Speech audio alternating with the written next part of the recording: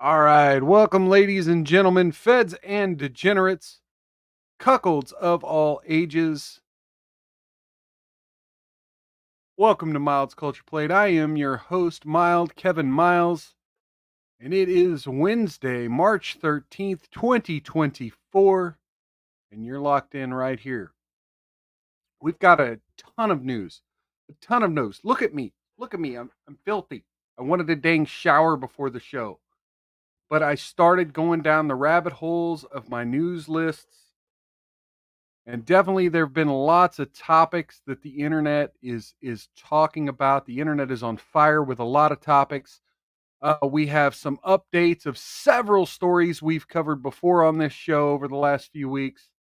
Um, yeah, and I also there's a few little stories that I have personal interest in that I want to kind of throw out there toward the end of the show.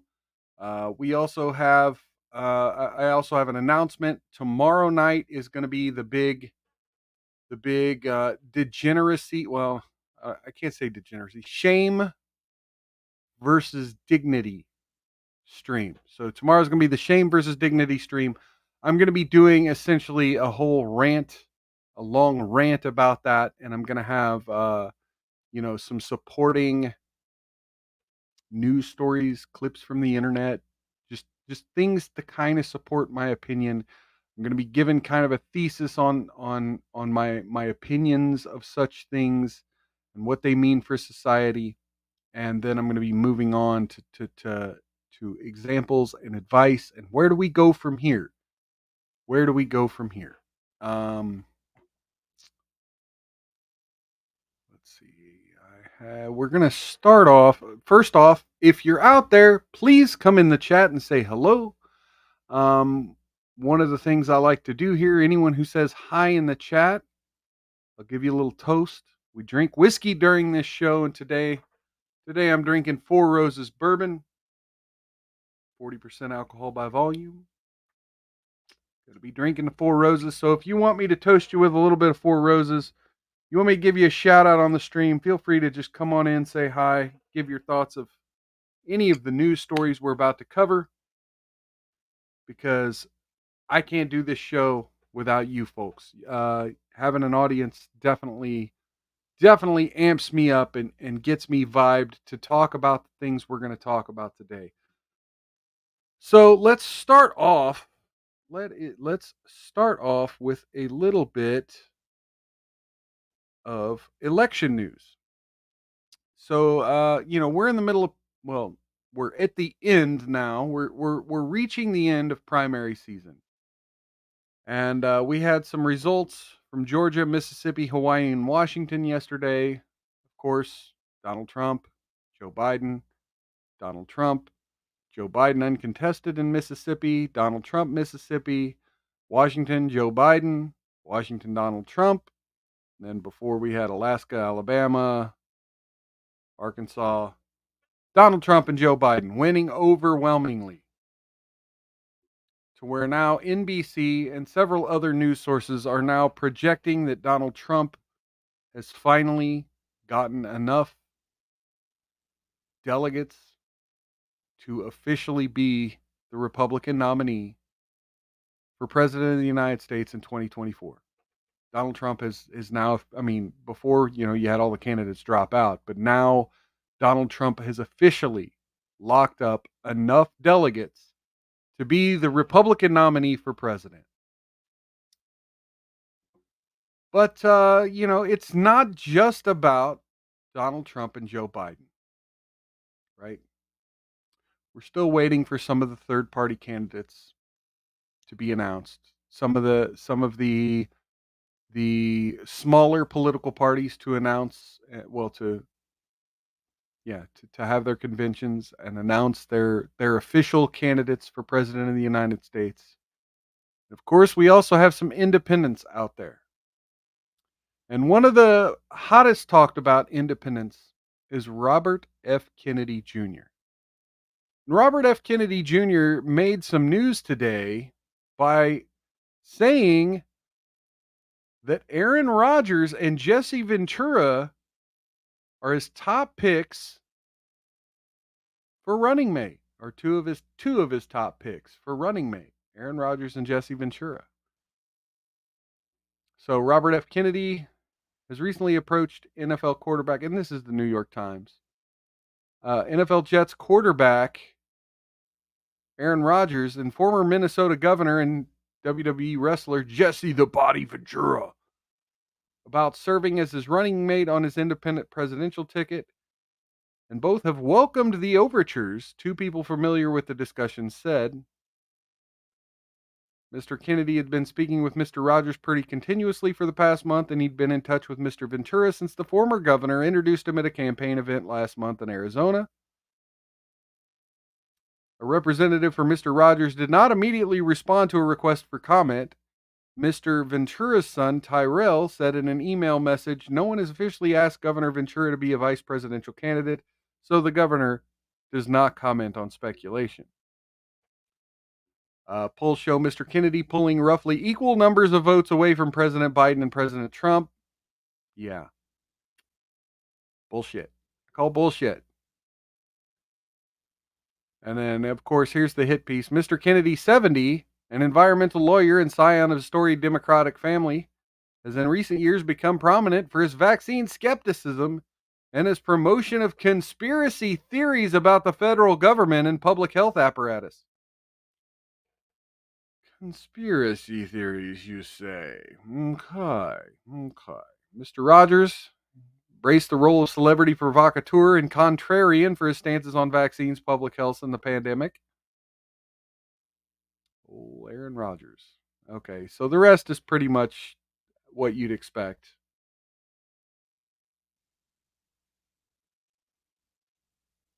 Okay, so here we go. Aside from Mr. Rogers and Ventura, he is said to have spoken with former Representative Tulsi Gabbard of Hawaii, Senator Rand Paul of Kentucky, and Andrew Yang, former candidate for president and New York mayor. Two people familiar with the discussion said.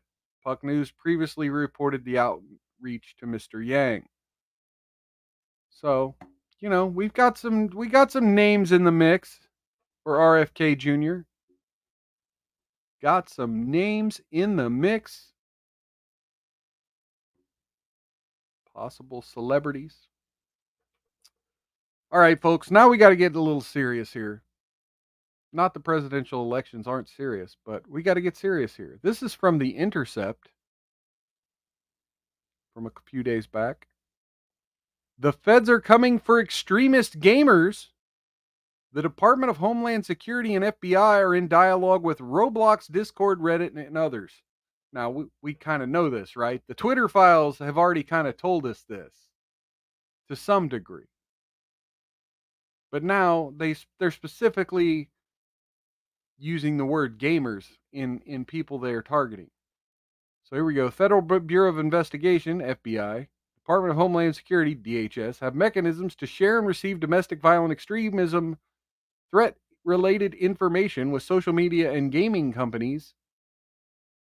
The GAO, that's Government Accountability Office, says the report reveals that DHS Intelligence Office meets with gaming companies, and the companies can use these meetings to, quote, share information with the INA, DHS's intelligence office, about online activities promoting domestic violence extremism, domestic violent extremism, nobody's beating their wife, or even simply, quote, activities that violate the company's terms of service.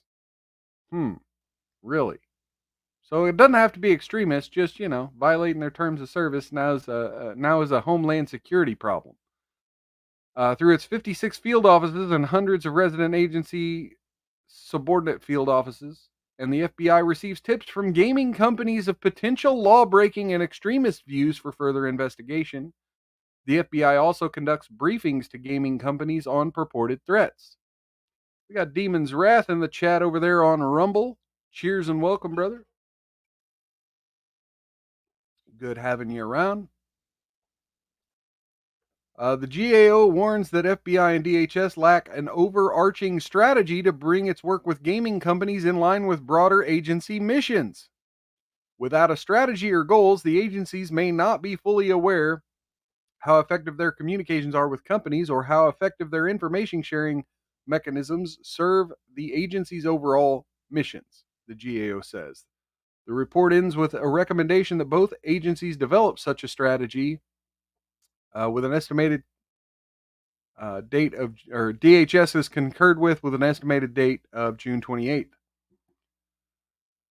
Oh God, here we go. Here's the celebrity quotes, folks. All I can think of is the awful track record of the FBI when it comes to identifying extremism. Hassan Piker, a popular Twitch streamer who often streams while playing video games. Yeah. Quote, they're much better at finding vulnerable teenagers with mental disabilities to take advantage of. He's correct there.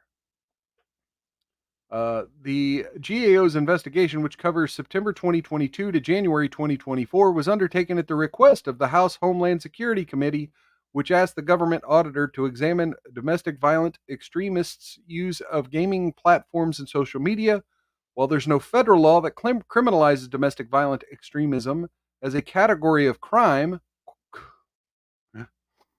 since 2019, the U.S. government has employed 5 domestic terrorism threat categories. These are defined by the FBI and DHS as racial and ethnically motivated violent extremism, anti-government, anti-authority violent extremism, animal rights or environmental violent extremism, abortion-related violent extremism, and all other domestic threats. Wow. I'm sorry. This here. I've got to expand on that for just a minute. It's always these 5, right? It's all well. I mean, let's see. 1, 2, 3, 4. It's always these 4, right? You're not for big government. You must be an extremist, right? You have issues with race. You must be an extremist. Now, granted, there are extremists of all these categories, right? But this hyper focus on each of these categories, yeah, there are abortion extremists out there, anti-abortion extremists out there. But again, I would argue that the number of most of these are so small that you don't need entire field, in entire plans to go after them, right? Let's see. Unlike more traditional social media companies, in which recent years have developed public facing policies addressing extremism, created trust and public safety teams, and released transparency reports, online gaming platforms generally have not utilized these tools. Dick Durbin wrote in a letter to Attorney General Merrick Garland. In the letter, Durbin requested a briefing from the Justice Department on what channels exist, quote, for DOJ and online video game industry to communicate and coordinate on the threat of, quote, online video games by extremists and other malicious actors. They're coming for your Roblox and your Minecraft people. They want to monitor your Minecraft chat to determine if you're trying to Minecraft the government. Let's see. Let's go ahead and just jump to the end of this. Federal law enforcement and intelligence have long focused on gaming as an avenue for radicalization and as a backdoor platform for extremists to communicate. The 2019 intelligence assessment, jointly produced by FBI, DHS, and Special Operations Command, and the National Counterterrorism Center obtained by The Intercept, warns that, quote, violent extremists could exploit functionality of popular online gaming platforms and applications. The assessment itself lists half a dozen U.S.-owned gaming platforms that it identifies as popular, including Blizzard Entertainment's Battle.net, Fortnite, Xbox Live, PlayStation. There's no comment. They didn't put a comma between PlayStation and Xbox. So it looks like it's PlayStation, Xbox Live. Thank you, Sony. Steam, and Roblox. We must stop the glorification of violence in our society, President Donald Trump said in 2019 after mass shootings in El Paso, Texas, and Dayton. This includes gruesome video games that are now commonplace. The GAO report cites over a dozen expert participants in their survey, including 3 from the ADL, woohoo, as well as the Pentagon-funded RAND Corporation, woohoo, and several academic institutions. The ADL has testified to Congress, blah, blah, blah. Oh, okay, I guess I'll, let's see. The ADL's then Senior Vice President of International Affairs, Sharon Nazaran, was asked by Ted Dush of Florida if gaming platforms, quote, are monitored and if there's, quote, a way AI can be employed to identify those sort of conversations. Nazarian replied the gaming platforms, quote, need to be better regulated. So there you go. You have the deep state monitoring your gaming chat. The deep state is monitoring your gaming chat. One story that okay, so let me just say for a minute. Let me bring this down. Let me just say for just a minute, I'm not gonna necessarily cover the Tate brothers. Andrew and Tristan Tate were once again arrested by Romanian authorities for charges in the UK dating back several years. So, yeah, you got the deep state coming after them as well. I'm not really going to comment too much on that. So you may remember we covered a couple stories about, well, we covered one story in particular, and then we followed a Twitter video that was kind of debunking the GOP response to the State of the Union by Katie Britt, and talking about how there were some things that just didn't add up about her story. And ultimately, myself here at Mild's Culture Plate, I determined that, yeah, she didn't fucking say that. And that story was first reported on by NJ.com out of New Jersey, and then CNN picked up on it and ran. Well, now, hey, CNN forced a correct story after accusations of smear campaign against Katie Britt. Republicans have rallied around Britt amid liberal media outlets targeting her State of the Union rebuttal. Now, this is Fox News, so obviously there's going to be, don't listen to the liberal media, listen to us instead. Okay. CNN was forced to issue a correction to its reporting this week aimed at discrediting a portion of Republican Alabama Senator Katie Britt's State of the Union rebuttal, in which she included the tragic story about an unnamed sex trafficking victim to emphasize the effects of the ongoing border crisis. That victim of sex trafficking was later identified as Carla Jacinto, who faced immense brutality from the ages of 12 to 16 at the hands of traffickers in Mexico, which Britt detailed in her rebuttal. CNN paraded Jacinto in front of its audience over the weekend with an appearance on the network in a subsequent story in which it made a number of claims attempting to derail Britt's portrayal of the story. However, those claims ran in stark contrast to past reporting on Jacinto as well as her own words. In its piece following the weekend interview, CNN wrote that Britt inaccurately said she met one-on-one with Jacinto. However, Britt never claimed in her rebuttal to have had a one-on-one meeting, stating she only spoke with Jacinto while traveling to the border in Texas. When reached for comment on the inaccuracy, CNN responded that it had corrected the piece to reflect it was Jacinto's view that Britt claimed the two met one-on-one and not the outlets. Clarification: this story has been updated to clarify the circumstances of Britt's meeting with Jacinto. A note at the bottom of the story now reads, oh, Demon's Wrath said the feed is choppy. Not quite sure why. Uh-oh. Let me just see here.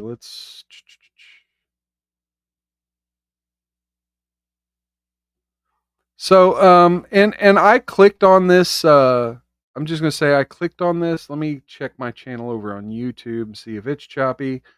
Because I'm gonna be honest, Rumble's had some issues lately. Okay, apparently I'm having issues. Yeah, I am having issues. Yeah, I appear to be having some severe issues with my internet. Yep, yep. Let me try this. Let me bring this down. Okay, I'm gonna kill my camera for a moment. Wait, Great Liquor says it's good for him. But I could not bring up my own stream on YouTube. It was choppy as fuck there too.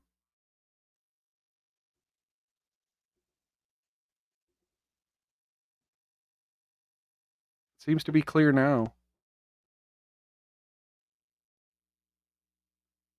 Let me see here. Let me check it on Rumble here. See.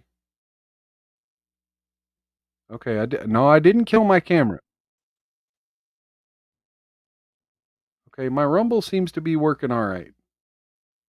All right, yep. Demon's Wrath, maybe you have some buffering issues. I'm not sure what's going on with that. But yeah, thank you for coming anyway. I hope it clears up and you get to chill here. So anyway, what I was saying is I clicked CNN's article, and most of CNN's article was the same bullshit that New Jersey NJ.com was promoting. And I find it funny. The only thing they clarified was whether or not she met one on one with the woman. Because again, they're still implying that she insinuated that this happened. She never did such thing. She insinuated that this happened under Joe Biden's administration and that this happened on the US side of the border. But as you can see here, it happened in Mexico, and it happened when the woman was age 12 to 16 when let's see here, when Bush was president, HW Bush.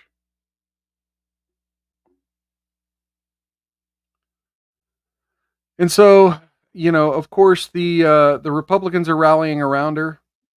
We've got Mike Pompeo, Tom Cotton. Joe Biden's policies have been a gift to the cartels that are engaged in horrific sex trafficking and bringing fentanyl to the U.S. Hey, fentanyl, take a shot. Katie Britt is absolutely right, and that's why the media is attacking her. They want to smear any conservative who speaks out. And then Mike Pompeo. Demon's Wrath says, I don't know what you did, but it ain't lagging no more. Yeah, yeah. I didn't do anything. I started to kill my camera, but I did not. I don't know. Right before I did it, I was like, let me check. And then, yeah, nothing happened. I opened a YouTube link to my stream and then killed it. By the way, this is probably going to be a long show tonight. I'm probably going to go pretty long because we still have a lot of stories to get to. Yeah, the media is targeting Senator Katie Britt. She's a strong conservative who told the truth about open border policies. And Katie is exactly right. These border policies have been a disaster for the American people. That's from Mike Pompeo. Okay, so yeah, we have the media doing hit pieces on Katie Britt, and of course Republicans standing up for her. Hey, we got Outlaw MP in the chat over on Rumble. Greetings. Cheers, brother. Welcome. Good having you in the chat. Oh, we got Sanglan86 also on Rumble. Saying, what caliber for camera killing? Yeah, I don't know. Cheers to Sanglant. Good to see you, as always. So let's get into a little bit of the reason I titled this show the way I did. So I'm watching I Hypocrite yesterday, and he's covering a lot of the stories that we're going to cover later on in the show. And he's talking about, why does everything got to be a psyop, man? Like you think this is a psyop, you think that's a psyop. They're talking about the Prime Minister of Italy and his wife maybe being transgender and it all being a psyop. Just like, who gives a shit, man? And he kind of goes on to say, these aren't things we should give a damn about. And he's like, and then he clarifies later in his show and is like, well, I don't want to be that guy that says you can't care about shit that's not directly affecting you, but pick your battles. And I kind of agree with him in a way. And we talk about a lot of pointless shit here on Mild Culture Plate. And I have my hobbies, right? Shit that's not directly important to the culture wars, so to speak, the political and the interpersonal culture wars that we have here in the United States. But but it really got me thinking. So listening to I Hypocrite really got me thinking about, why is everything a psyop? And I'm going to give a little bit of a rant here, and then we'll get back into the news stories of the week. And we have literally everything that I've been following on Twitter trending is accusing something of being a psyop or something, or I have personally felt like, hey, this may be a shill, right? This may be a shill. And so I kind of, the more I thought about it, the more I'm like, well, okay, Mild, you understand that literally everything on the internet that gets any kind of engagement is engagement farming, drama for clicks, right? So you got engagement farming, you got memes, right? You got dank memes, you got tits, or it's a psyop. And the next few stories, we're going to kind of highlight some of these things. We're going to highlight some of these things because the more I watch these things, the more I realize this is all engagement farming. This is all creating fake outrage for clicks, or this is a shill for money, or a psyop, or something. This is all something. And then you have the opposite. Then you have people accusing every little thing on the internet as promoting pornography or promoting degeneracy or promoting uh or trying to farm engagement for clicks. You have all these people making accusations. And I think, I kind of asked myself, you cover a lot of these things on your show, Mild. Uh, is there still good? Is there still a use for what I do here on this show? Is there still a use for talking about all of these topics that are obviously clickbait, that are obviously farms and shills and psyops and degeneracy? I think they merit discussion. I think they add to the overall philosophical conversations we have here on Miles Culture Play. And with that disclaimer, let's get into this news, starting with Ben Shapiro. Now, if you've been anywhere on the internet in the past 48 hours or 36 hours or whatever, you may have heard Ben Shapiro's rant about Social Security.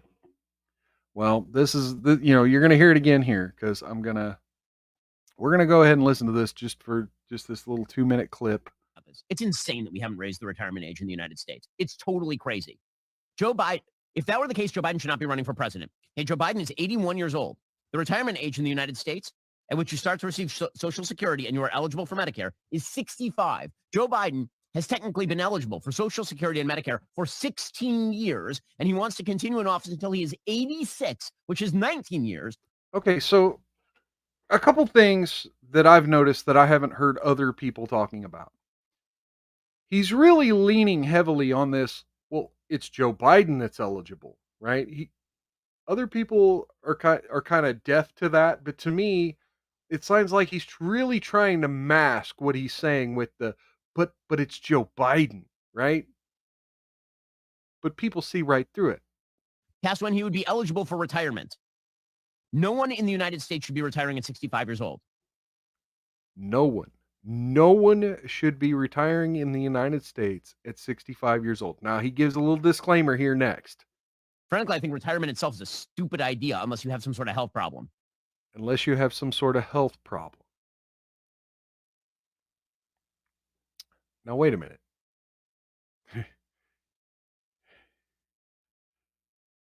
Demon's Wrath, we're going to get into that story in just a moment. That's one of the stories I'm going to be talking about later. I'm not going to bring your comment up on the screen right now, but I do want to know, we're going to address that whole controversy.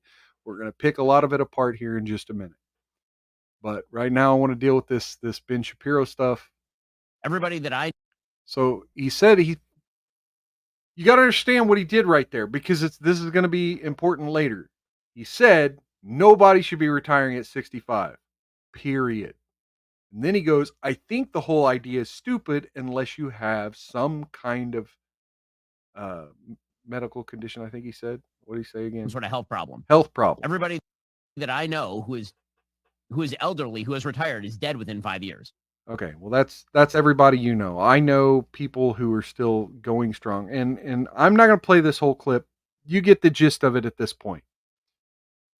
Conservatives, I mean, to be honest, no politician's ever going to come out and agree with this dude.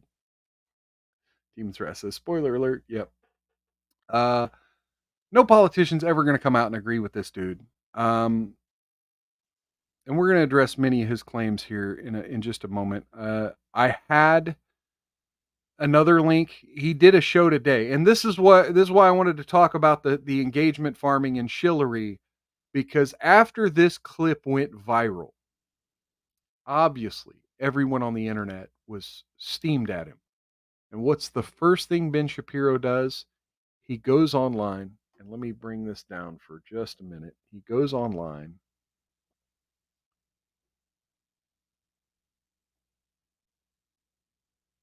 Where did it go? Of course, I can't find it now. Yeah, we're not going to watch the rest of that. It's not here anymore. Ben Shapiro is one of us who are super addicted to Twitter, and now everything he posted yesterday is so far down on his feed, I'm not going to be able to find it.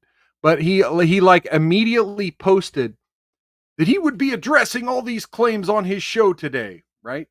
Or on his show tomorrow, right? Which would be today. So now, see, there was a while in the 90s where everyone old I knew that retired died within a year. Retiring to watch TV doesn't work. Exactly. Retiring to watch TV doesn't work. If all you're going to do is sit on your couch, drink liquor, and watch television, yeah, that lifestyle's not sustaining. And more on that tomorrow in the dignity versus shame stream. But let's look. So Ben Shapiro today, yesterday I apparently broke the internet with the hot and spicy subject of Social Security and retirement. Today I broke down what are actually two separate arguments that many are incorrectly conflating. One, Social Security is a Ponzi scheme that is 100% going to bankrupt the country. Two, it's a free country. You have the money to retire and you want to, that's your choice. But work is a large part of fulfilling in personal life, and retirement as we know it today, sending the elderly out to pasture to wither away, is not how we were created to live. Now, I'm going to jump about 2 minutes into this clip. Early. And I say, even right there, unless we are talking about people who suffer a physical or mental malady as a result of continued work. So, okay, so he clarifies. Oh, no, we're talking about a physical malady. No, that's not what you said. There was a period between those two comments. You said, I find it dumb unless you have health problems. But before that, you said nobody should retire at 65. for example, you're a bricklayer and now you're 65 years old and your back is gone. Obviously, you're going to want to retire from being a bricklayer because you have a physical malady, which I literally said on the show yesterday and everybody is ignoring. But let's go through these arguments one by one. Because the first argument about raising the retirement age or privatizing Social Security. Okay, so let me just cut to the chase. I've only watched about 10 minutes of this. This is a whole 25-minute clip. Demon's Wrath. He looks weird when he's not clean shaven. Well, yeah, I mean, because he's supposed to look like a 15-year-old boy, and now he just looks like a 15-year-old boy with marker drawn on his face. Anyway, I hate insulting people's looks, but you know, we're only human. but basically he goes on to say, what he said up in the caption there is that, well, he was only talking about, people who are able to work, and that Social Security is a Ponzi scheme. Well, okay, Social Security is a Ponzi scheme. We can have a conversation about that. We can have a conversation about government involvement in people's retirement. We can have that conversation too.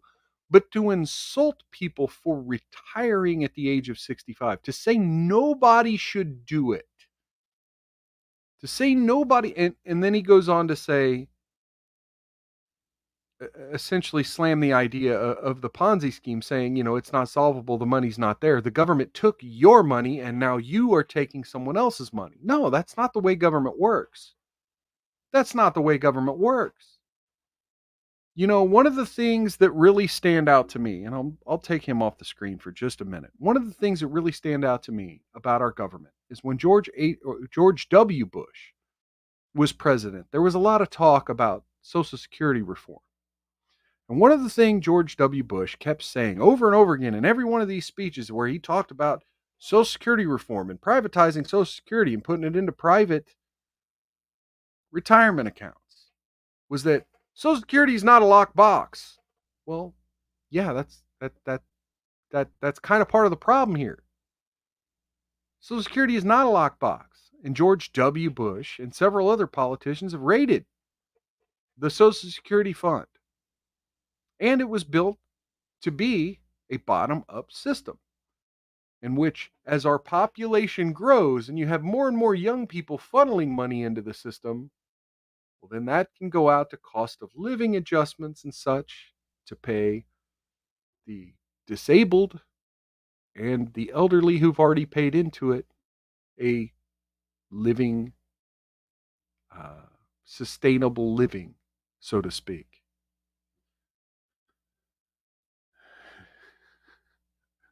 So we got Sangolin 86 and Demon's Wrath in the chat talking about the difference between peach fuzz and schmutz and the lack of a difference, so to speak. Let's see. That doesn't need to be open. But one of the other things he goes on to say is that we call it the life expectancy has gone up since the creation of Social Security. The life expectancy has went up. And I just wanted to point out a couple things. Jeremy from the Quartering, Jeremy Hambley from the Quartering, he's covered this topic extensively. So I'm trying not to overlap every other take that's on the internet too much. But Jeremy Hambley from the Quartering's take on this particular point was, well, yeah, infant mortality rates were insane back then, and it really skewed life expectancy averages in the United States. And then I kind of thought to myself, well, yeah, there's also this pesky thing that happened through most of the 20th century called war. So right here, this is going to be like a timeline. Right here, 1935 Social Security was created between this Posey War of an Indian uprising in 1923 and World War II. World War II was 4 years after the institution of Social Security. You got World War II, Korean War, Vietnam War, the Laotian Civil War that the United States was involved in, Indonesian Rebellion, the Lebanese crisis, Bay of Pigs, the Dominican Civil War, more of the Korean War, Cambodian Civil War, Lebanon, Grenada, Libya, right? How many of our troops have died? Young, 18 to 21. Afghanistan, Iraq, Yemen. How many of our troops have died? How many of our troops have skewed that number? And now we have relative peacetime. I wouldn't call it peacetime, but relative peacetime. Yeah, of course. of course, when we've had some relative peace and relative economic stability, now granted, that's going to hell in a handbasket, and we'll cover that later in the show. Spoiler alert. We'll cover that later in the show. Relative peacetime. Yeah, one would expect average life expectancy to go up. But the idea, life expectancy or not, is that let's say you're 65 years old. You know, you might want to go chill on a beach for a while. You might want to take a month, 2 months. Definitely, at least I'm not arguing to just take years and travel around the country, but maybe some people want to do that. Nobody is saying go sit on your fucking couch and eat ding dongs till you die. And even if you do, hey, you retired at 65, you're probably going to be dead before you're 70. You got your money's worth. But this idea that you're going to live for 20, 25 years, well, yeah, well, maybe if you do, maybe there's some things you want to explore, some ways you want to live. And again, I get it. My audience gets it. Most people get it. But I'm telling you now, it's the shills, it's the streamers, it's these people who have jobs where they don't really connect with people. We just a couple weeks ago we had this whole scandal. I did not cover this on my show, but this whole scandal with Asmongold and Hassan Piker making claims about how streaming is such a hard job, and those people who don't have 3 million followers just don't get it, and how hard of a job it is for them to stream 8 hours a day. And yeah, maybe I don't get it. I haven't done an 8 hour stream, and I definitely haven't done a stream to millions of people. Demon's Wrath. I've never eaten a ding dong in my life. Sanglant, the red flag for the SS was the lag time from the first deposit and first withdrawal, mainly that there wasn't one. Yeah.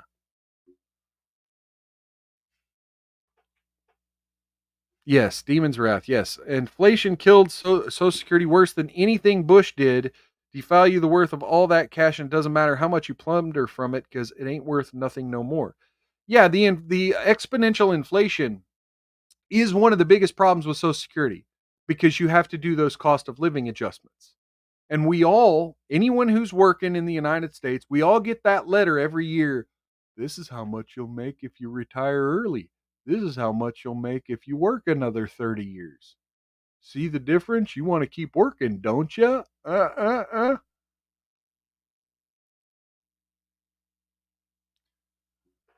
they give them the cost of living adjustments, and that, again, because it's not a locked box. Even if it was a locked box, paying more in, you're always going to get less out in the long run. And then on top of that, even if it were a locked box, you'd still have to do something about the infirm and disabled, the disability payments. It would have to come from somewhere. So even if you made it all like a savings account, you'd have to shave off any kind of interest you would garner from it, plus a whole lot more to pay for all the people on disability. Now, one thing I could potentially get down with in this whole conversation about Social Security is maybe all the people that are disabled probably shouldn't be labeled disabled. Not all of them anyway. And one of the things I kind of had a conversation with this morning on Twitter was this whole concept. And, Ben Shapiro's advocating that, okay, well, maybe we could just raise the age for people who don't have injuries, who don't have medical conditions. And definitely, if you're working a hard job, you're going to get something. Well, but my point is, as a conservative, I don't want the bureaucracy of government determining who's able to work and who's not able to work, and therefore who's able to retire early, because we essentially have that now under the disability system. And I see people who have severe injuries and severe mental handicaps who have to fight and get lawyers and get uh fight for their disability payments. Meanwhile, I see other people who just, I guess, go into the disability office at the right time and get the right clerk in there and you know, yeah, I'm taking depression meds, give me disability, and they get disability. They get paid to just sit at home and eat ding dongs. Demon's Wrath. Retirement has already taken on a whole new connotation. Now it can mean I can only work 15 hours a week. Can't afford not to. Yeah. And look, here's the thing. Most people don't want to just sit at home and eat ding dongs when they retire. And most people don't want to just travel and explore the world either. Everybody kind of wants to do something, pursue a hobby, pursue a craft that they once were in love with as a younger person. There are lots of ways to do retirement, and the idea that to Ben Shapiro, oh no, I just closed a tab here. Reopen close tab. There we go. Okay, I need that tab here in just a minute. Okay, so let's get into the thoughtery. Okay, so here we go. This is from Truth Seeker on Twitter.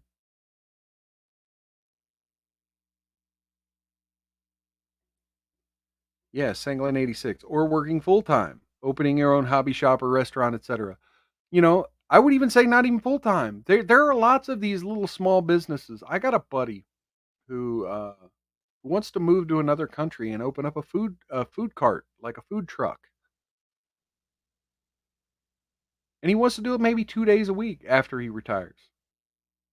Hell yeah. Do it. Get that grip. So Truth Seeker on X. Hannah Barron, what do you notice? Okay, so you click this. See the can here of coffee? So this is the chick we talked about the other day, right? That the Iranian chick was upset about for having too southern of an accent that should be banned, and being too masculine, and how American women aren't really women and we're all gay if we like women like this. You see the Black Rifle Coffee in the photo?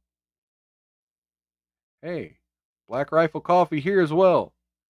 In fact, there's another viral post going around on Twitter where they don't like the fact that her private area is moundy in this. Oh, look, another with the coffee in her hand. Oh, look, she's got a coffee company shirt on in this one too. And this is supposed to be proof it's all a psyop and you're all being brainwashed and none of this happened and this whole controversy is for clicks. This whole controversy was to sell coffee. Look, I said it. I'm pretty sure I said it on Saturday. This controversy may have been for clicks. I personally don't believe that Samira Khan and Hannah Barron somehow worked this out behind the scenes to scam the internet. Because obviously, what does Samira Khan get out of it? Now, this again, I don't take credit for that take. I Hypocrite and Jeremy from the Quartering both had that same take. But the problem here is, and again, not my take, but I agree. Like, people on social media, she's got a YouTube account, she's got an Instagram account. They are approached by these companies to shill their stuff. That doesn't mean Samira Khan is some kind of Black Rifle Coffee gay op secret agent, right?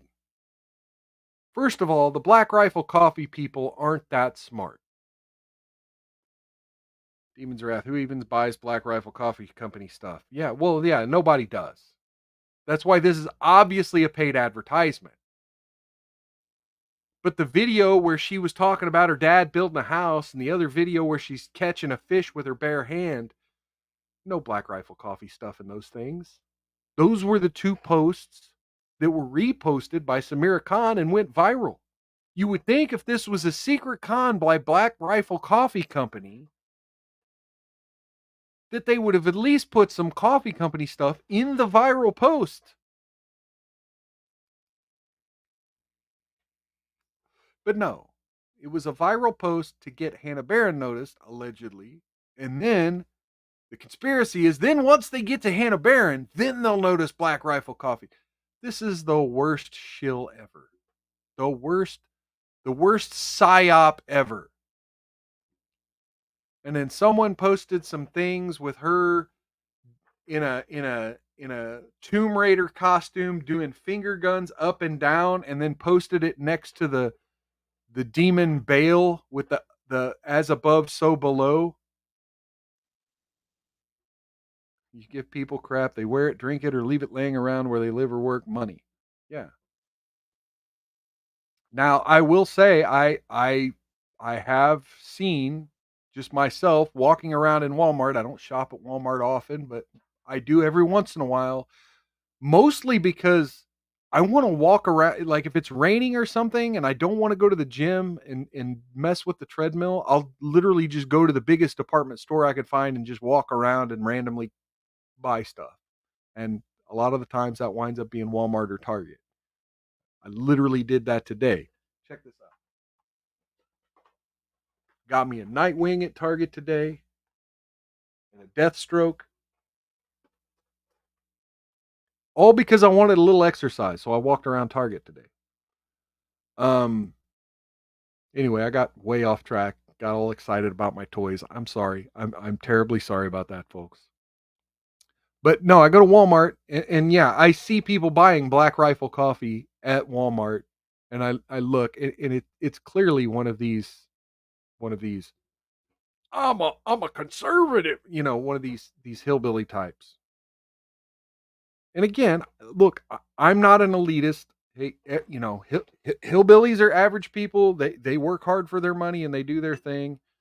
Just like during the whole controversy about Oliver Anthony, about a month later, I'm seeing a giant lifted truck with an American flag on the back, windows rolled down, radio cranked as loud as it can be. Oh, the rich men north of Richmond. Yeah. I mean, we're all stereotypes in certain ways, right? We're all pigeonholed into our own little corners, and that's fine. I'm not criticizing any of those people. But to me, I've seen enough about Black Rifle Coffee Company that gives me a red flag. Like this. And this is again, so this has been community noted on other people's posts, but I'll break this down a little bit. So this is employees. This is not Black Rifle Coffee Company. This is employees of Black Rifle Coffee Company donating to Act Blue, which is, of course, a Democrat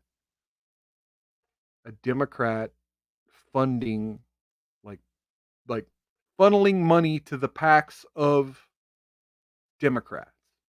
So not conservative. The employees of Black Rifle Coffee Company, at least some of them, are definitely not conservative. Now, Black Rifle Coffee Company, one of their biggest promotional tools is, we were founded by veterans. We were founded by veterans. So here we go. Here's a video that it's been out a while. All this information that I'm showing you now has been out forever. But now that, once again, Black Rifle Coffee Company is going viral, this has been recently reshared by Royce Lopez of Revenge of the Sis. Here's a video of, the heads of Black Rifle Coffee Company just casually saying that, they're mad at Alex Jones. And as such, hey, why don't we just dox Alex Jones? Because you're a hater little that's an incel living in your mom's basement. You've not achieved in your life. Like that fat Alex Jones down the road here. And by the way, I'm going to publish his address soon. Yeah, there it is, the gay bar. F him. All that about no that guy. This dude hasn't lifted one of his fat sausage fingers in defense of this country. That guy. Okay, you know who else hasn't lifted a fat fucking finger in defense of this country? Yeah, I didn't join the military, right? Because when I was a child, I saw the frustrations my family members who had served in the military had with their government, right?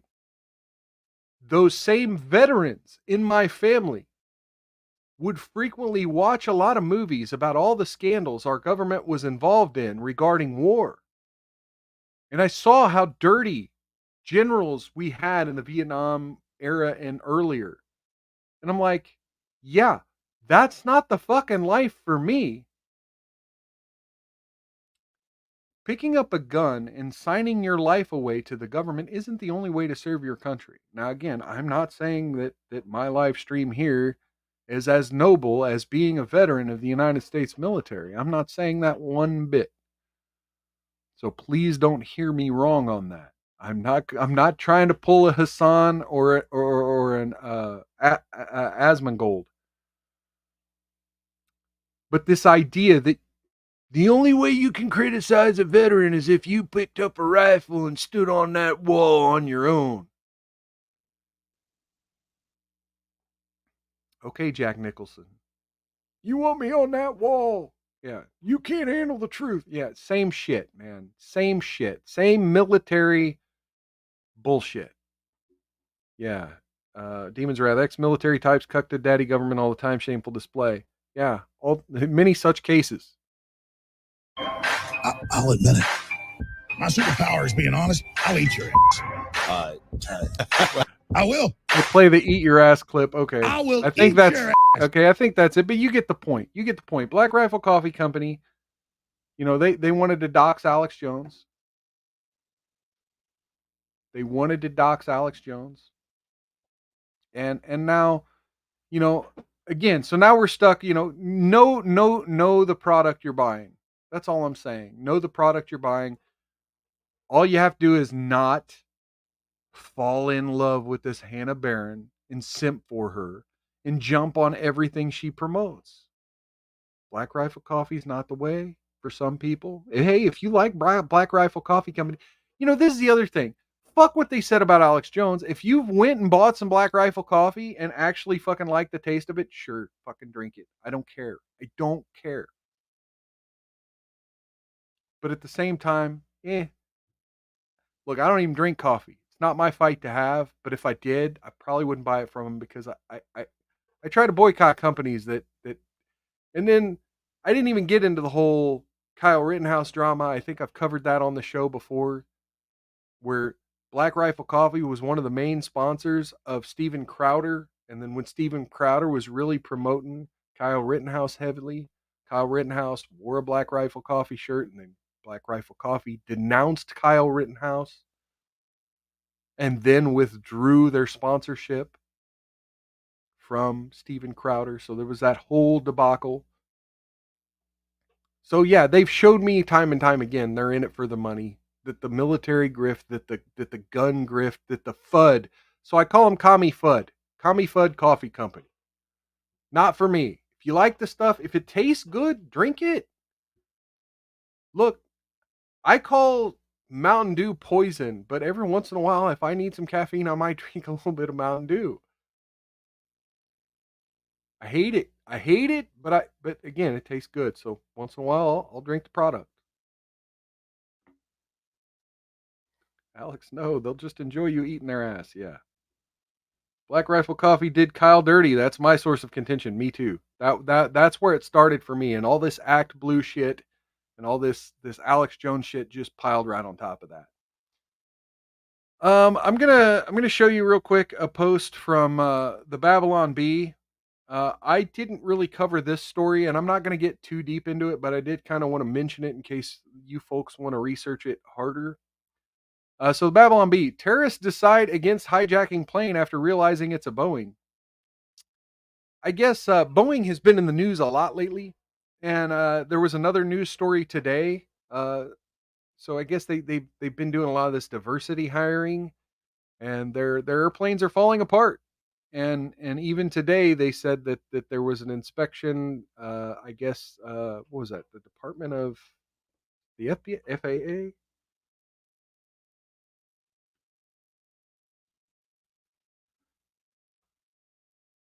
Yeah.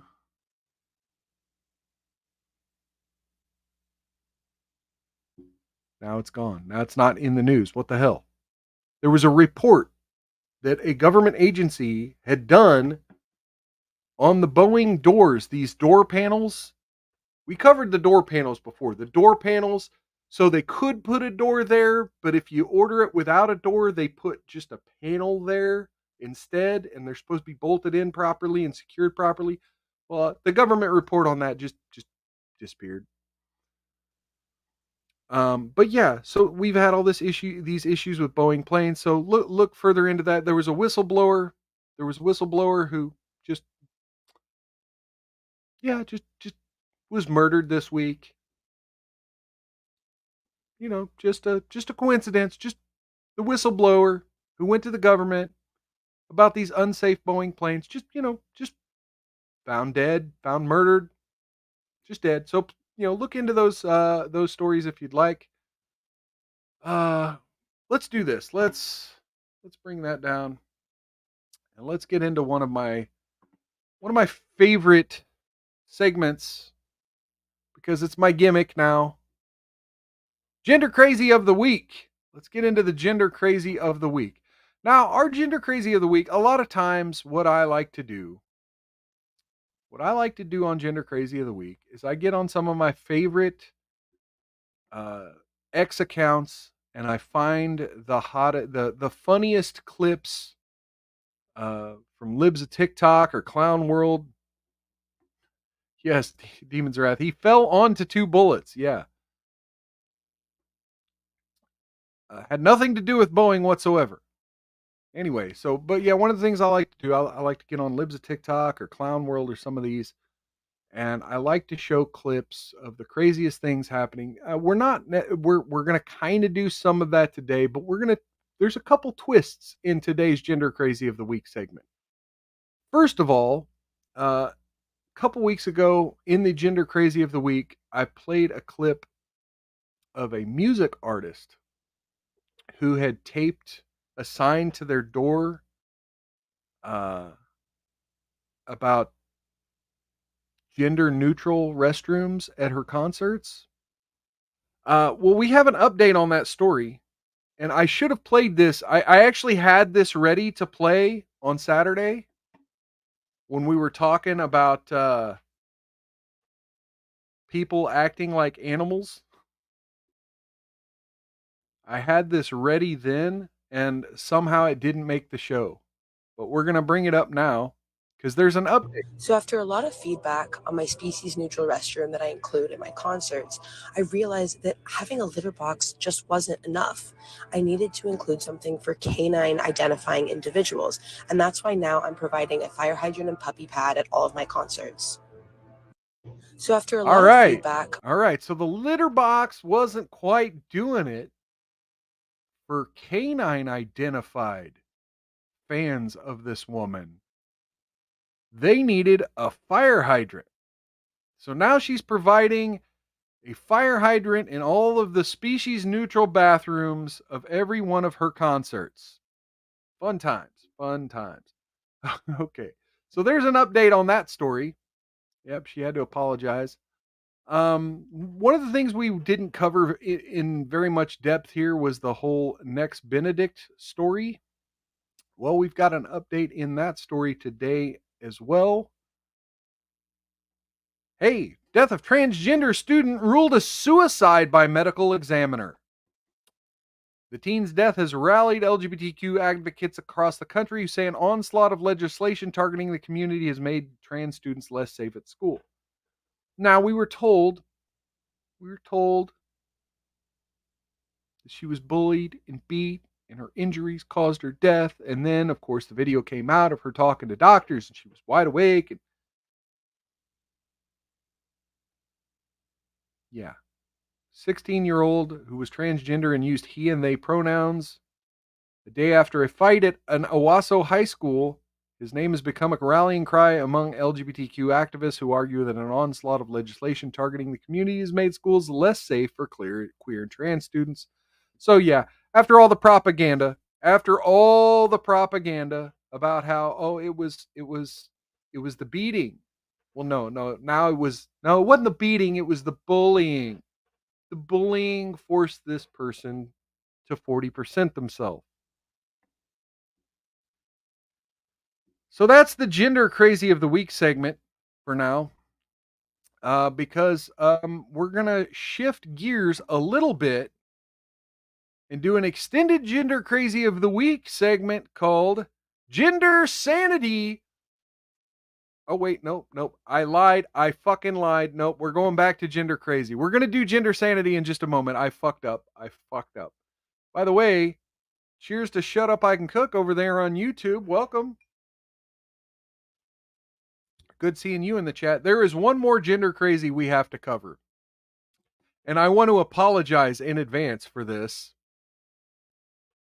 But your favorite gender crazy is now a pop star.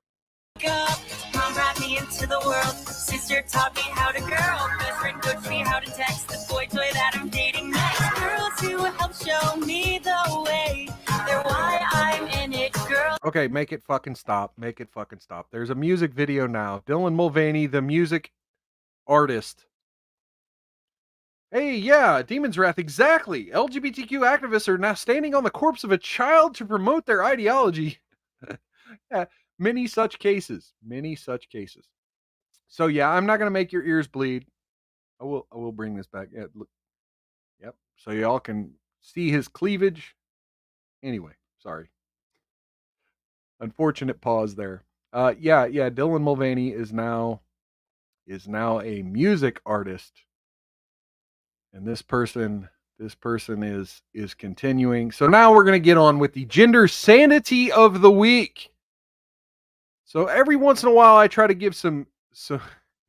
This song's trying to make my ass bleed. Yes, Demon's Wrath. Or maybe make you bleed from your front hole, because we all know men can have front holes if they want. Gender sanity of the week. So I try to every once in a while, instead of just showing all the insanity, show some wins. So this one's from The Hill. Support for same-sex marriage dips for the first time in nearly a decade via a survey. Public Religion Research Institute. The data from the American Values Atlas survey found support for same-sex marriage dropped 2 points from 69 to 67% from 2022 to 2023. The last time American support for same-sex marriage dropped in the same survey was between 2014 and 2015 from 54 to 53%. The survey also showed support for non-discrimination protections for LGBTQ falling for the first time since 2018. American support for those protections reached a peak 80%, but fell to 76% last year. Our survey shows that support for LGBTQ rights has dipped slightly from 2022 to 2023, although vast majority of Americans continue to endorse anti-discrimination protections for LGBTQ Americans and the rights of same-sex couples to marry. Melissa Deckman, CEO of PRRI, said in a statement in a press release.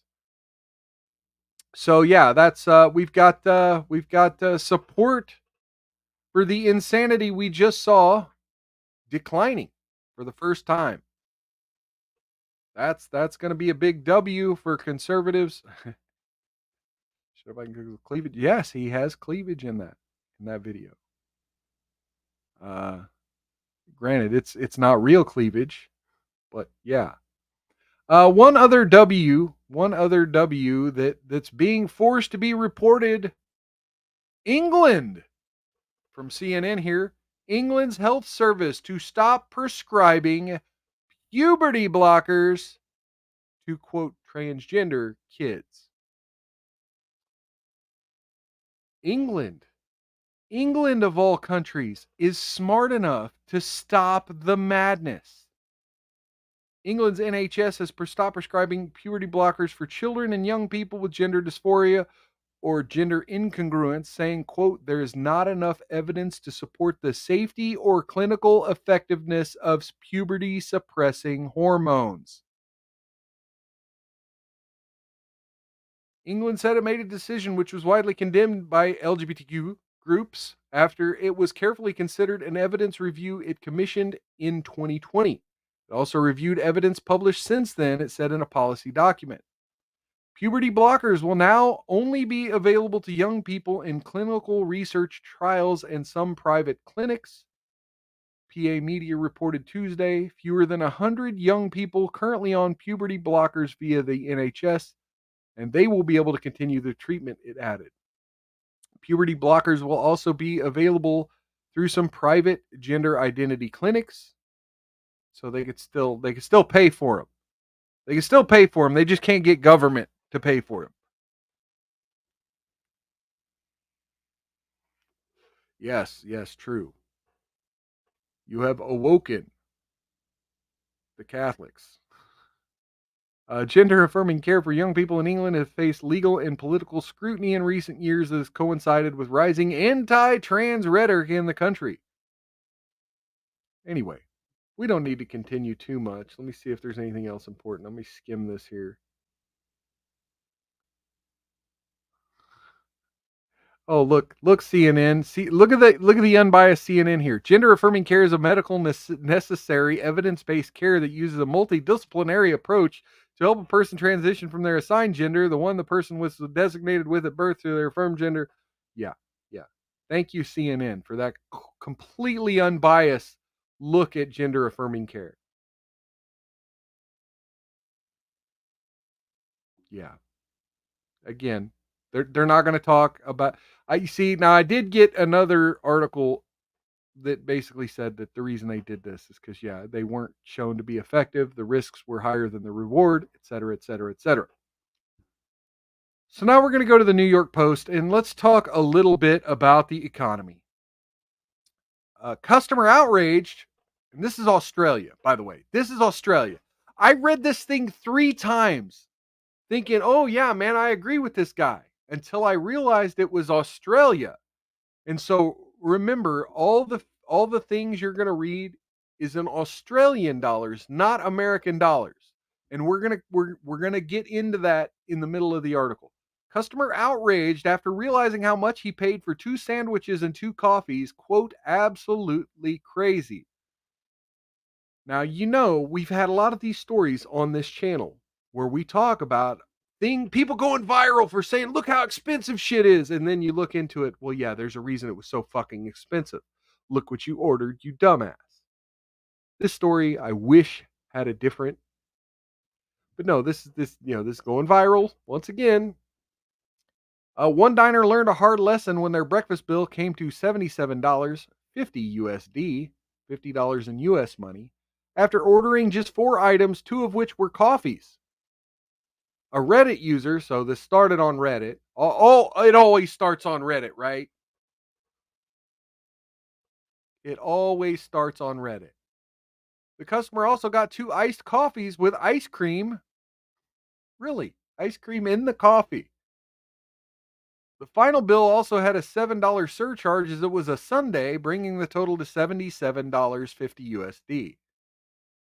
For the doubters, yes, I really paid $50 American for 2 egg, 2 bacon roll, and 2 iced coffees at a Darwin. Okay, so here's the other thing.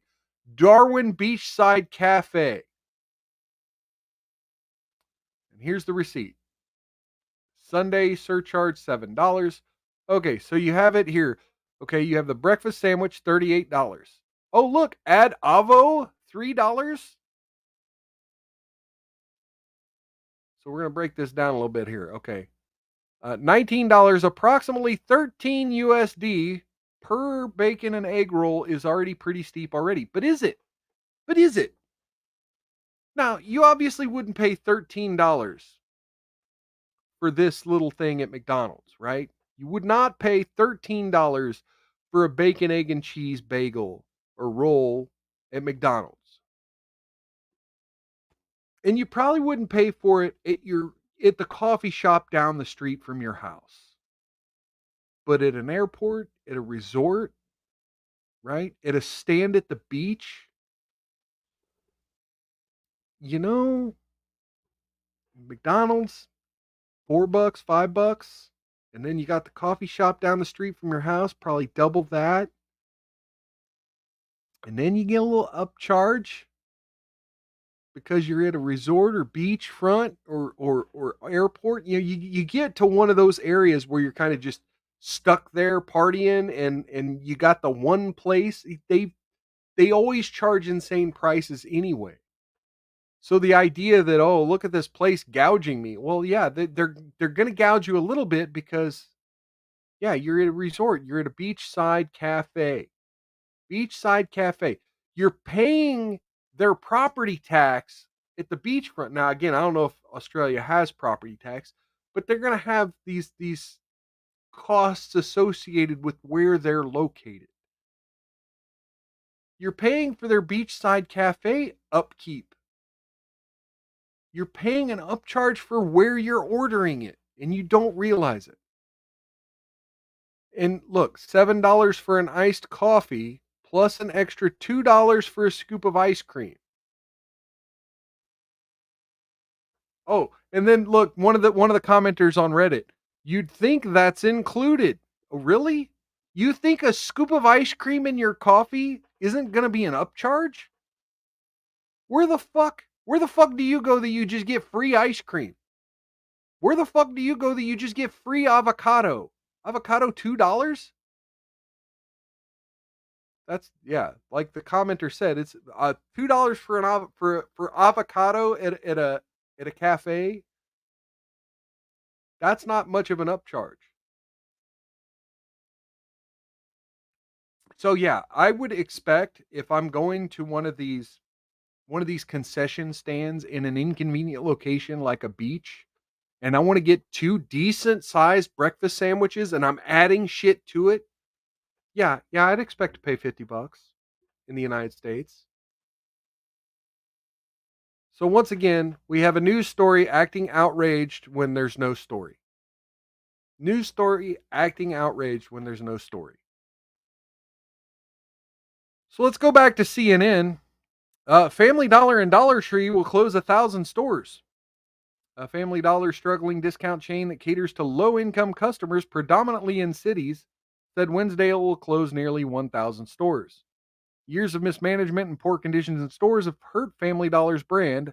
Family Dollar, which is owned by Dollar Tree, was recently fined more than $40 million, for rat infestation at a warehouse that forced hundreds of stores to temporarily close. Decades high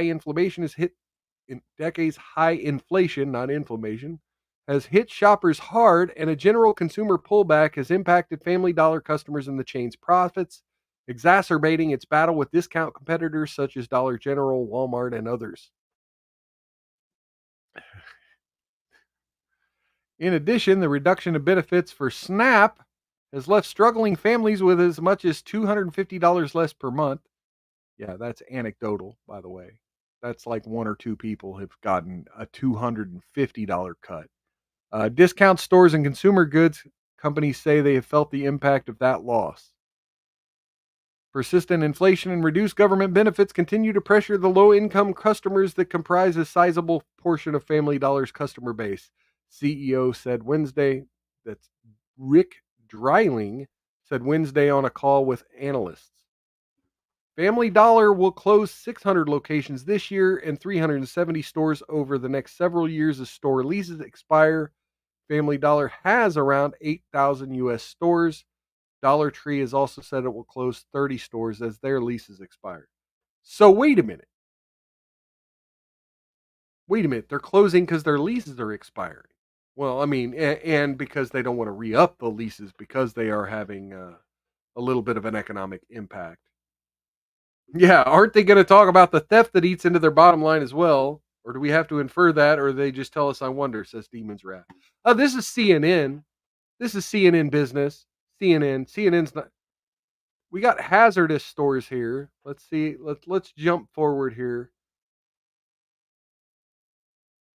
unsafe working conditions, continued disregard for human safety. Dollar General's booming. Yeah, nope. Just a generic. Okay, well, Family Dollar, Dollar Tree, and Dollar General and other discount stores have had long-standing theft issues, operating stores with just a handful of employees who have at times been victims of violent robberies and other crimes. Okay, and then it goes into OSHA. So they do mention it briefly, like a fart in the wind, briefly.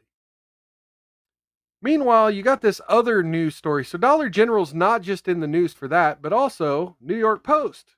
Dollar General store briefly shuts down after entire staff quits over a 7-day work week's lack of appreciation. They're working 7 days a week, y'all. At the end of their shift on Friday, they finally left to mark the occasion with a handwritten sign on the door that read, "We quit. Thank you to our amazing customers. We love you and we miss you." A longer note added, "Although we love and adore our customers, we must take a stand for the community and not allow corporate greed to continue preventing people in need of the help they need and could receive. Policies, processes, and procedures need to change.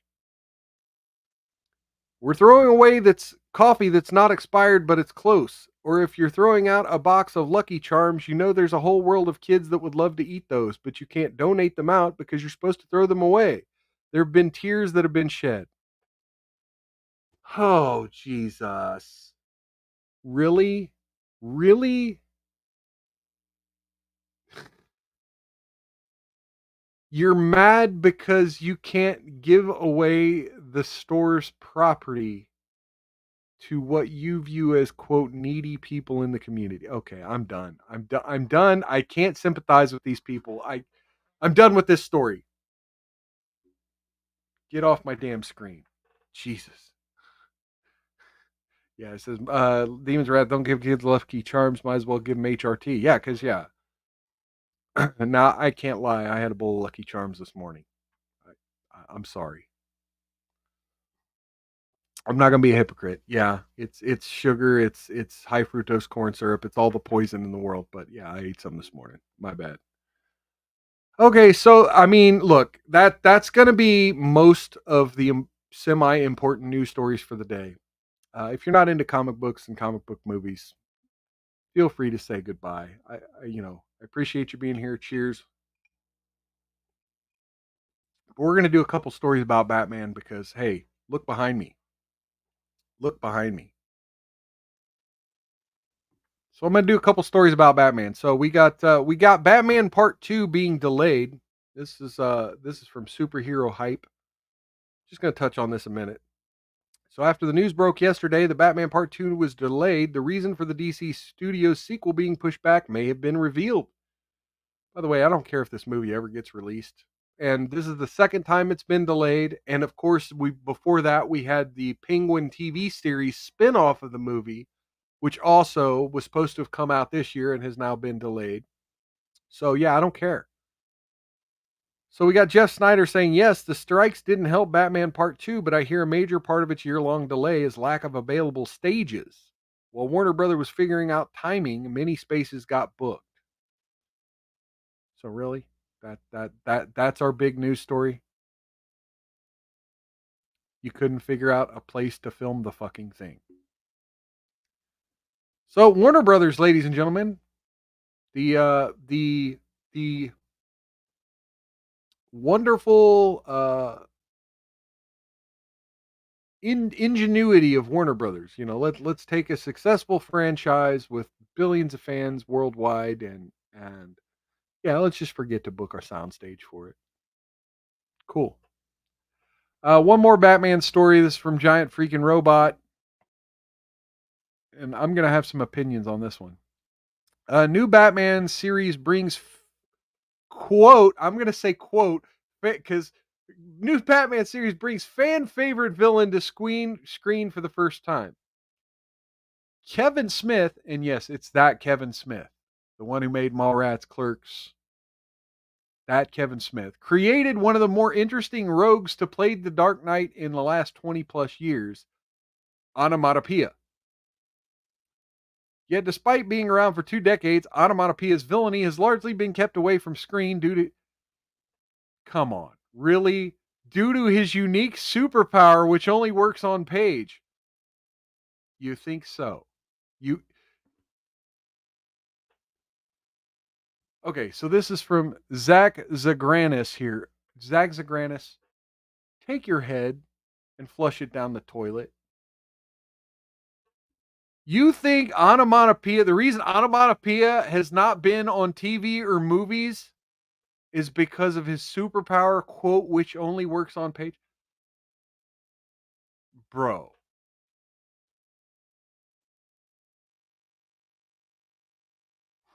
Yes. Demon's Wrath. The only thing I know about Kevin Smith in recent years, he got his hands on He-Man franchise, gave it AIDS, and then cried when people didn't like it. Yeah, he essentially he made a Tila show, killed off He-Man, brought him back, turned him into a simp, and again, look, I just quit watching. I have a friend who's a He-Man freak, and he's like, no, it got better. Get back into it. No, you lost me. You lost me. And then Kevin Smith acting like he's been a fan since he was a child, just to shit all. I mean, and then the clips surface of him shitting all over He-Man 5-10 years ago, and saying he never watched the thing. Yeah. Fuck you, Kevin Smith. And to be honest, look, I actually, with this onomatopoeia character and Kevin Smith's two little Batman. I got them right here. Where are they?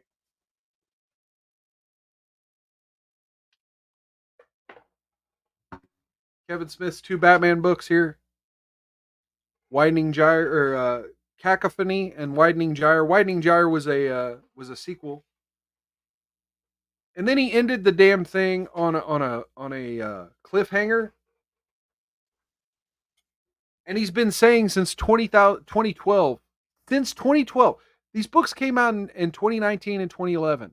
Or 2009 and 2011. And he's been saying since 2012 he's finally going to complete the story. Yeah, hadn't done it yet. Hasn't done it yet.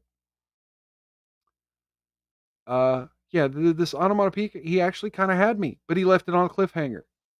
So fuck you, Kevin Smith. I give no shit about your Batman or your villains here. So if you haven't noticed, onomatopoeia's quote superpower is basically, he says, so you remember the 60s Batman where it's like pow, bam, like every time someone punches someone says pow. Well, this guy can say blam and a bullet will fly. This guy can make a noise, and the noise of the thing he's saying, that thing will happen. Drip, blam, no, it's like schwaff, thwack. Like he says the word that's supposed to be the sound that an item makes, and no. The fact that they're going to put this in the new cartoon, this is going to be the new cartoon, the Bruce Timm and his upcoming animated series, Batman Caped Crusader. This onomatopoeia character is going to be in it. And this idea that this only works on page, why would it only work on page? Why couldn't you film, you literally film like me and Ben Affleck, and I go blam, and then Ben Affleck drops. Why couldn't you do that? You could totally do that in film. So yeah, giant freaking robot, you need new writers.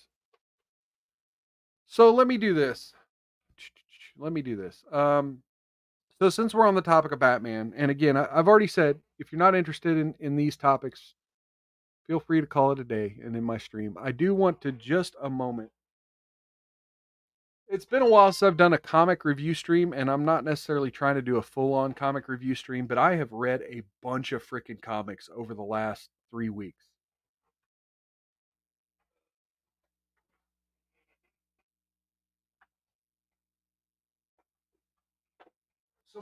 So first of all, big shout out to Christopher Priest's Deathstroke run from a few years back. It kind of gave me a heads up that Christopher Priest is kind of an amazing writer. So shout out to that. Amazing run. Love it. But it made me follow Christopher Priest a little bit, and then he did his Vampirella run. And Comicsgate was really promoting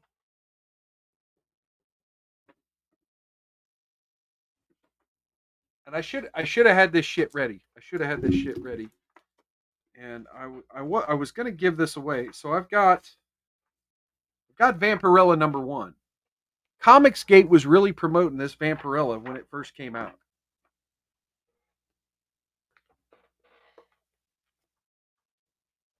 And yeah, the first issue was amazing, and it had a lot of potential. And so I read the whole damn run, including his spinoff Sacred Six. Now, part of the problem is, just like with the Kevin Smith Batman, it ended on a cliffhanger, and then he brought it back with some more spinoffs. So I'm not sure I'm going to read it. Like I said, I read these 6 volumes. Pretty good writing, pretty good stuff. I appreciated it. But this was a shocker to me. Now, I saw this sitting in a comic shop.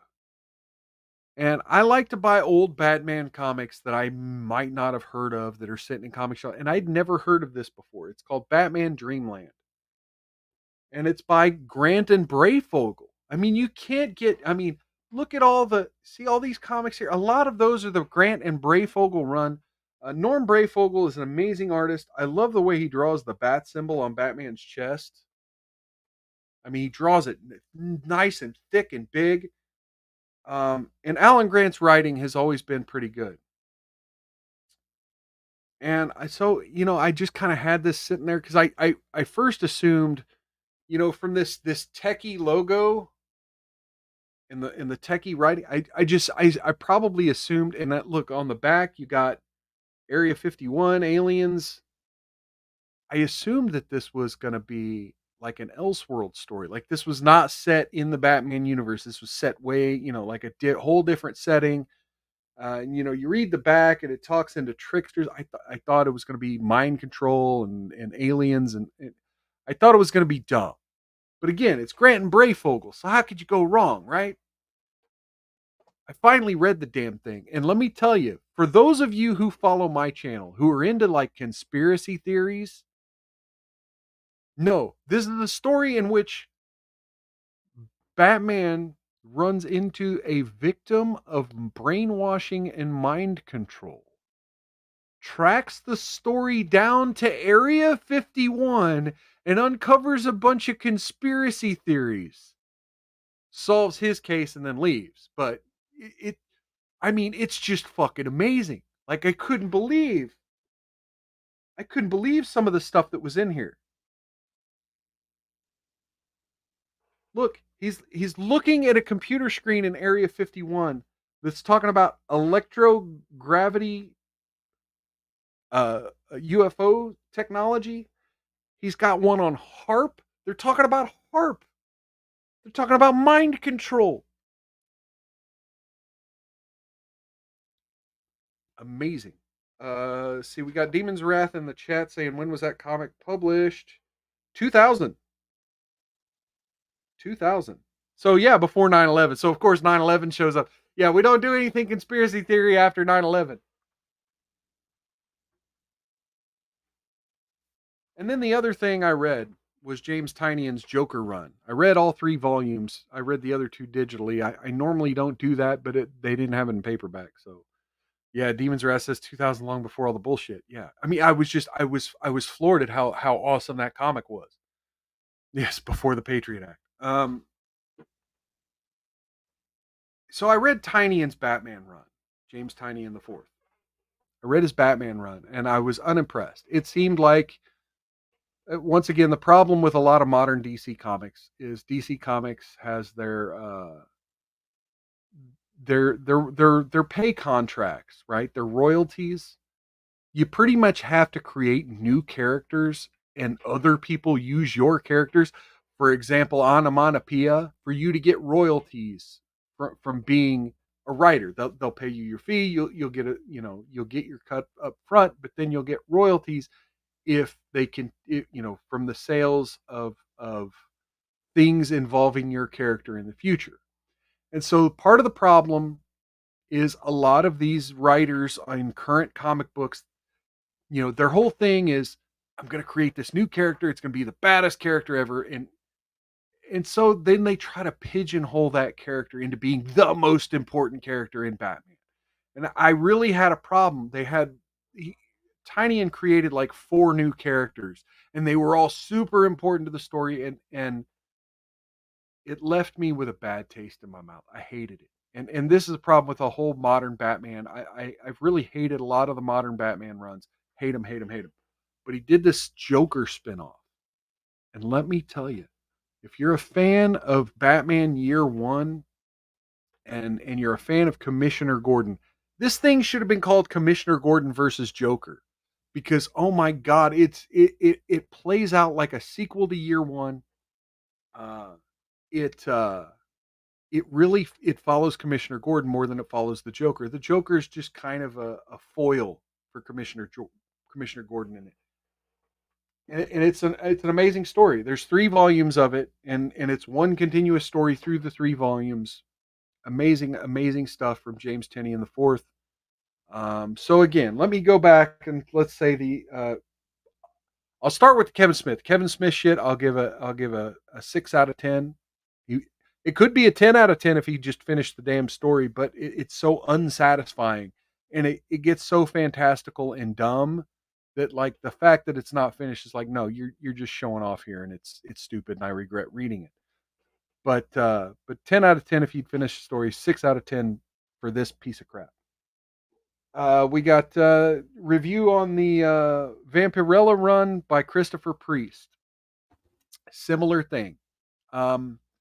The way it ended, I wish it had been given a more proper ending. The ending was just mindfuck. And let me throw this out there. Part of the reason I love Christopher Priest is also because of the mindfuck. One of the things he does in his writing is he Tarantino's shit, right? He'll take you all along, drop you in different places of the timeline, each different scene, right? So like he'll start off at the end and all kinds of crazy shit's happening, and then he'll take you back to here, and then he'll show something that happened here, and then he'll take you back here, and then eventually you have the whole picture and you understand where it all came from. So he kind of Tarantino's the shit. Didn't exactly work in the very last chapter of the story. It was a little off. Like it really fucks you up at the end, and you're like, well, that wasn't cool. But the whole rest of the run, including the Sacred Six, 8 out of 10. 8 out of 10. I say it's worth a read. It's worth a read. The ending's you're gonna hate the ending, but it is what it is. And then let's say Tynion's Joker, I'll give it an 8 out of 10 as well. So I would say buy them all. Maybe not the Kevin Smith run, but yeah, buy them all. And definitely Batman Dreamland, 9 out of 10. 9 out of 10. But you're not going to find it. It's a rare one. It's in fact, let's look at this up together. eBay.com. Does it have my name on here? No. Okay. Sign in or register. Good. Okay. Batman Dreamland. Okay. Okay. You might be able to find it. Check this out. That's about what I paid for it. You can find it semi cheap on the well. So you got one in a slab that's 9.8 for $70, but I hate slabs. Like why would you seal up something you're supposed to be reading? So yeah, there's some decent prices out there on it. Okay. Let's stop screen. We don't need to go shopping together. Anyway, so that's going to be pretty much it on the show. We went over an hour and a half. Once again, I thank you for showing up. I thank you for caring about some of these issues, especially the propaganda, especially the lies our media tells us, and especially the things that harm the children in our country and in the West. Yes. If you buy the slab, then a cheaper copy to read, double dipping, so to speak. Yes, I agree. I fully agree with that. But again, I'm building a library. I care nothing about the slab. Yes, slabs are nice to have, nice to look at, nice to hang on the wall. But shit, that's what I got wall art for. So I love a lot of the comic fans that I met who are really into that secondary market and into the slab market and the collector's market. It's just, I personally, I collect collection things for other reasons. I save my money for toys to collect. And hopefully one day some of these toys will be worth some money. Because yeah, the comics, I tear them up. I tear them up. I read them in the rain. I read them while eating soup. I shouldn't do it, but I do. But I built a pretty good library, and I might eventually in the future get back to where I'm reading. I go back and read old stuff and re-review them, because I did some early reviews on my channel way back in the day. If you're on my YouTube, you can see some of my old reviews, especially reviews of the Batman movie, stuff like that.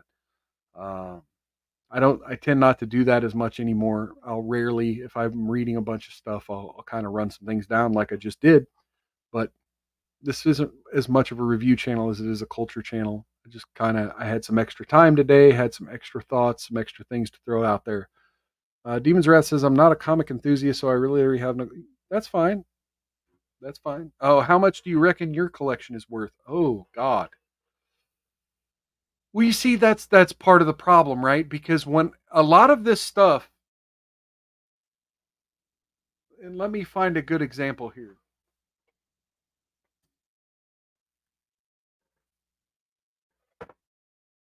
A lot of this stuff, when I bought it, you could get it for $10 on Amazon. A lot of this stuff. Most of the stuff I bought, you can get for less than $20 on Amazon at the time. There's a few exceptions, but here's the thing. DC puts things out of print. So you got stuff like this, right? Batman Cataclysm. Let's look that one up, because this is one of my good examples here. eBay.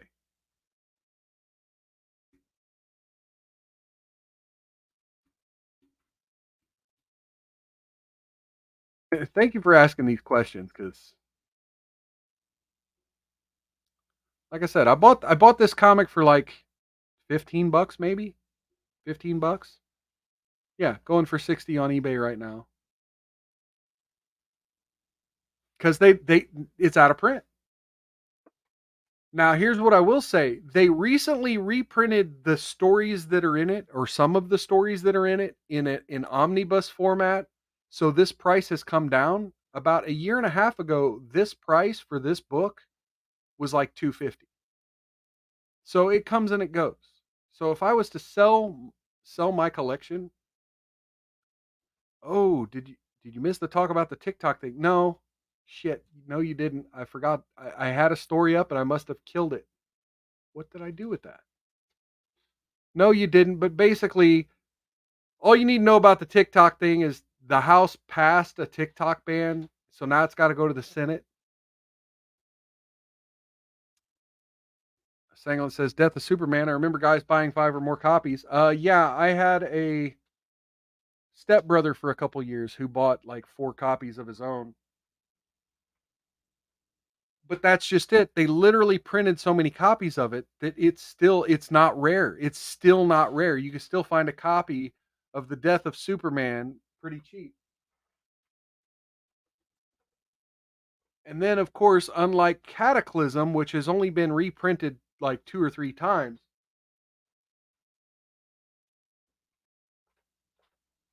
you got Death of Superman that's had like several different reprinting versions. Outlaw MP says, not sure if it's technically a ban or what. Okay, we'll talk about the TikTok thing real quick. Okay, so here's the thing. What the hell did I do with that? Okay, so let me do this. Okay, so we got this tweet from Thomas Massey. Check this out. We got this tweet from Thomas Massey. Okay, so he says this so-called TikTok ban is a Trojan horse. The president will be given the power to ban websites, not just apps. The person breaking the new law is deemed to be the U.S. or offshore internet hosting service or app store, not the foreign adversary. So again, the person breaking this law will not be China.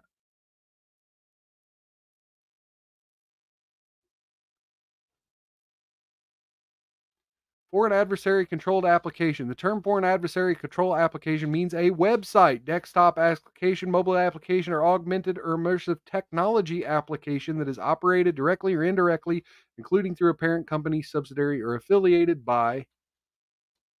And then we have here prohibition of foreign adversary controlled applications shall be unlawful for an entity to distribute, maintain, or update, enable the distribution, maintenance, or updating thereof a foreign adversary controlled application by carrying out within the land of maritime borders of the United States any of the following: providing services to distribute, maintain, or update such foreign adversary controlled applications. So this includes your app store. This includes a website that hosts an app of any kind. And it gives the president the power to ban.